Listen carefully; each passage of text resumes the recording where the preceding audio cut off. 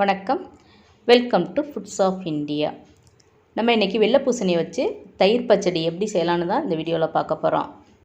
தூத்துக்குடி திருநெல்வேலி பக்கம்லாம் பார்த்திங்கன்னா இதை வந்து தடியங்கான்னு சொல்லுவாங்க.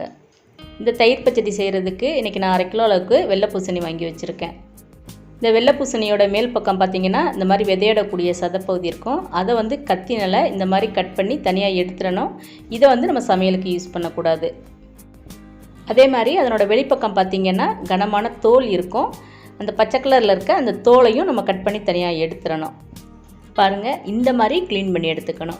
அதுக்கப்புறம் இதை தண்ணியில் ஒரு தடவை நல்லா கழுவிட்டு சின்ன சின்ன பீஸாக கட் பண்ணி எடுத்துக்கணும். நான் வந்து இந்த மாதிரி கட் பண்ணி எடுத்துருக்கேன். முதல்ல தயிர் பச்சடி செய்கிறதுக்கு நம்ம வந்து தேங்காய் பேஸ்ட் வந்து ரெடி பண்ணிக்கணும். ஒரு மிக்ஸி ஜாரில் வந்து 1/2 மூடி தேங்காய் எடுத்துக்கலாம். 1/2 கிலோ வெண்பூசணிங்கிறனால நான் 1/2 மூடி எடுத்திருக்கேன். நீங்கள் வெண்பூசணியோட அளவு குறைச்சிருந்துச்சுன்னா தேங்காயோட அளவையும் குறைச்சிக்கலாம். இப்போ இது கூட 1 டீஸ்பூன் அளவுக்கு ஜீரகம் சேர்த்துக்கலாம். காரத்துக்கு வந்து நான் 4 பச்சை மிளகாய் சேர்த்துருக்கேன். உங்களுக்கு காரம் வந்து கொஞ்சமாக வேணும் அப்படின்னா நீங்கள் 3 பச்சை மிளகாய் அளவு கூட சேர்த்துக்கலாம். இப்போ அரைக்கிறதுக்கு நம்ம தேவையான அளவு தண்ணி சேர்த்து நல்லா நைஸாகவே அரைச்சி எடுத்துக்கலாம். ரொம்ப குறைன்னு அரைச்சிட்டோம்னா அந்த தயிர் பச்சடியோட அந்த தேங்காய் பேஸ்ட் சேராமல் தனியாக நிற்கும். இப்போ ஒரு பேனில் நறுக்கி எடுத்து வச்சுருக்க பூசணிக்காயை சேர்த்துக்கலாம். பூசணிக்காயில் வந்து ஏற்கனவே நீர் சத்து அதிகம் இருக்கிறதுனால ரொம்பலாம் தண்ணி விட்டு வேக வைக்கணுங்கிற தேவையெல்லாம் கிடையாது. நான் வந்து 1/2 கப் அளவுக்கு தண்ணி சேர்த்துருக்கேன். இப்போ இதுக்கு தேவையான அளவு நம்ம உப்பு சேர்த்துக்கலாம். அடுப்பை வந்து நம்ம ஃபுல் ஃப்ளேமில் வச்சு இந்த பூசணிக்காயை வந்து நல்லா வேக வச்சுக்கணும். பூசணிக்காய் வந்து நல்லா இந்த வெள்ளை கலர்லேருந்து இந்த மாதிரி கண்ணாடி பதம் வரும். அந்த மாதிரி கண்ணாடி பதம் வந்தாவே நம்மளோட பூசணிக்காய் நல்லா வெந்துருச்சுன்னு அர்த்தம். இந்த மாதிரி கண்ணாடி பதம் வந்தாலும் அதில் தண்ணி சத்து அதிகம் இருக்குது. அதனால் அந்த தண்ணி வந்து நல்லா குறைஞ்சி வர வரைக்கும் நம்ம திருப்பியும் நல்லா வேக வச்சு எடுத்துக்கணும்.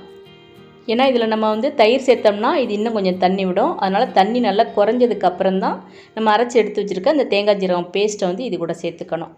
இப்போ இதை சேர்த்து நல்லா இந்த மாதிரி கலந்து விட்டுக்கணும். இப்போ நல்லா கலந்து இந்த தேங்காய் ஜீரகம் ஒரு கொதி வரணும். இந்த மாதிரி ஒரு கொதி வந்ததுக்கப்புறம் இப்போ நம்ம தனியாக எடுத்து வச்சிடலாம். இப்போ ஒரு கடாயில் 2 டீஸ்பூன் அளவுக்கு தேங்காய் எண்ணெய் சேர்த்துக்கலாம். இதுக்கு தேங்காய் எண்ணெய் சேர்த்தோம்னா தான் டேஸ்ட் நல்லாயிருக்கும். இப்போ இதில் வந்து 1/2 டீஸ்பூன் அளவுக்கு கடுகு சேர்த்துக்கணும். கடுகு நல்லா பொரிஞ்சதுக்கப்புறம் 2 மிளகாய் கிள்ளி போடணும். வாசத்துக்கு வந்து கொஞ்சமாக கருவேப்பிலை சேர்த்துக்கணும். இப்போ தாளித்த கடுகை வந்து நம்ம வெண்பூசணியோட சேர்த்துடலாம். தாளித்ததுக்கப்புறம் திருப்பியும் அதை வந்து வேக வைக்கணுங்கிற தேவையெல்லாம் கிடையாது. அடுப்பை ஆன் பண்ணாமையே இதை வந்து நல்லா இந்த மாதிரி கலந்து விட்டுக்கலாம். இப்போ இதை வந்து நம்ம கொஞ்சம் நேரம் நல்லா ஆற வச்சுக்கணும். ஏன்னா நம்ம சூடோட தயிர் சேர்த்தோம்னா இந்த பச்சடி வந்து நேரம் ஆக சீக்கிரமே புளிக்க ஆரம்பிச்சிரும். அதனால் நல்லா ஆறினதுக்கப்புறம் தயிர் சேர்த்தோம்னா ரொம்ப நேரம் வரைக்கும் அது புளிக்காமல் அதே டேஸ்ட்டோடு இருக்கும். அதே மாதிரி தயிரும் ரொம்ப புளிக்காத தயிராக இருக்கணும். நீங்கள் வந்து கொஞ்சம் புளிச்ச தயிராக வச்சுருக்கீங்க அப்படின்னா சாப்பிட்றதுக்கு ஒரு 1/2 மணி நேரத்துக்கு முன்னாடி தயிரை சேர்த்தா கூட போதும். இதையும் சேர்த்து நல்லா அந்த மாதிரி கலந்து விட்டுக்கணும். அவ்வளோதான். இப்போ நம்மளோட ரொம்ப டேஸ்டியான பூசணிக்காய் தயிர் பச்சடி வந்து இப்போ ரெடி ஆயிருச்சு. இந்த பூசணிக்காயில் பார்த்திங்கன்னா நீர்ச்சத்து நார்ச்சத்து அதிகம் இருக்கிறதுனால வெயிட் லாஸ்க்கு வந்து இது ரொம்பவே உதவும்.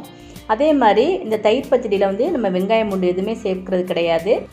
விரத சாப்பாட்டுக்கு குறிப்பிட்டு சொல்லணும்னா அமாவாசை விரதத்துக்கு சமைக்கிறவங்க இந்த தயிர் பச்சடியை வந்து ஒரு சைட் டிஷ்ஷாகவே ரெடி பண்ணலாம். ரொம்ப ஹெல்த்தியான இந்த பூசணிக்காய் தயிர் பச்சடியை இன்றைக்கே நீங்களும் செஞ்சு பாருங்கள்.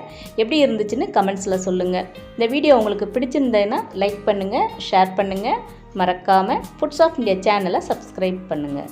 தேங்க்ஸ் ஃபார் வாட்சிங்.